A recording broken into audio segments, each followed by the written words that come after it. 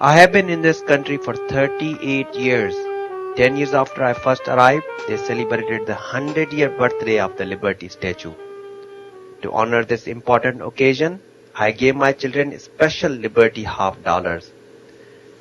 One of my favorite memories that I share with my wife, Ruchi Bhatt, is when our son Amey tried to do a Diwali coin ritual with his commemorative half dollar. Those were the days when we believed that better times were ahead. When they send you to America from India to make your fortune, they do it when you are young. They do not warn you of what will happen to you when you are old and isolated. Since the plant pushed me into early retirement 2 years ago, I have tried different businesses. I'm on my fourth, which is a side business in inspecting homes as a structural engineer. Ruchi has been after me to try yet another business idea, but I'm against it because it reminds me too much of the new ways Indians are making money in this country. It doesn't have the respect or prestige of our old skills. The community has changed over the years. Not so much in it with your doctors and engineers. Now there are computer programmers who come on long government-sponsored vacations, buying houses they can afford to leave behind if the value falls. There are villagers who turn into business tycoons after buying up every Dunkin' Donuts you can see. It's not like it was in the 80s, Mr. Reagan's zenith, when no one was really wealthy, only comfortable, and when going back home was unthinkable. When America seemed like our permanent adopted home. If you stay stuck in the past, how can you grow? Ruchi asks in our language of Gujarati. I tell her that she sounds like the children when they tell us about their jobs or when we argue with them about dating Indians instead of whomever they are spending their time with. But Ruchi doesn't laugh at my jokes like she used to. She's thinking always of how to save money, or she's crafting something involving small bits of string and fabric in a small corner of our den. Now she goes on. Shivani Mehta's husband is a doctor, PK. Why should they do this side business if they did not enjoy it? They are meeting so many Indians from around Georgia, she tells me. We are waiting through a commercial break during the World News program. I consider what she is asking me to do.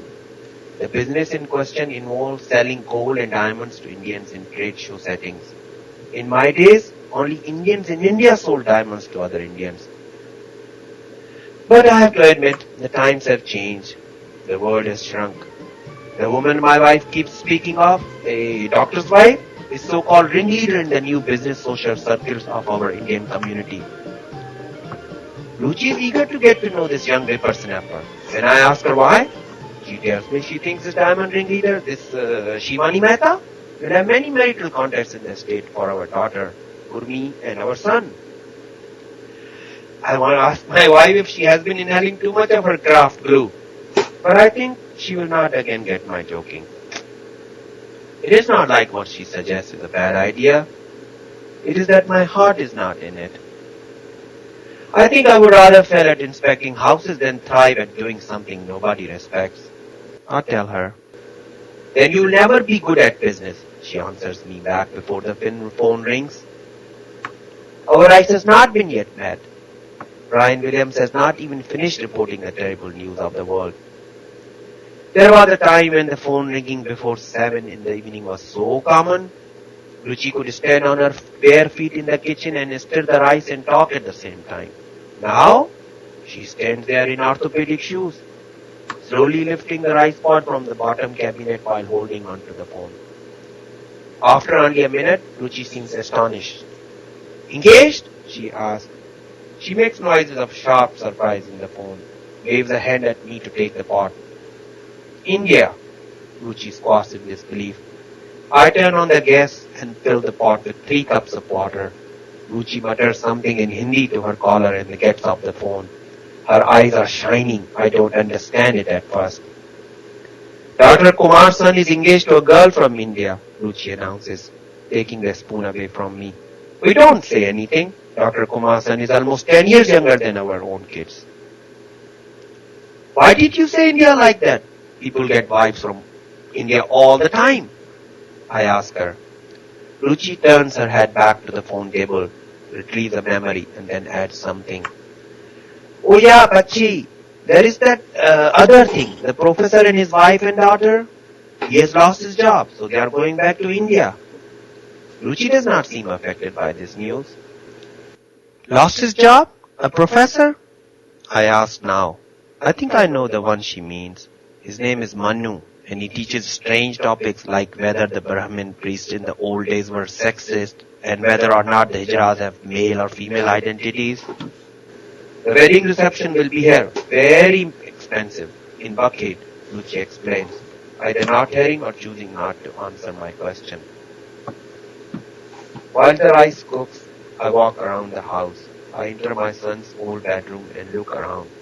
In the bottommost drawer of a bureau, I have not opened in years, there's a small blue leather box. I open it. Inside are 2 Liberty $half.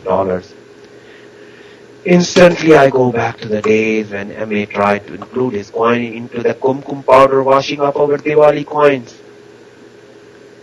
How Ruchi and I had laughed at that joke. After a moment, I understand that the coins have been left here in an empty drawer because they have no value. Slowly, I walk out of the room into the den to use the phone in private. That night, I phoned up Dr. Mehta, the diamond wife's husband, and resolved to learn everything there is to know about large-scale jewelry shows.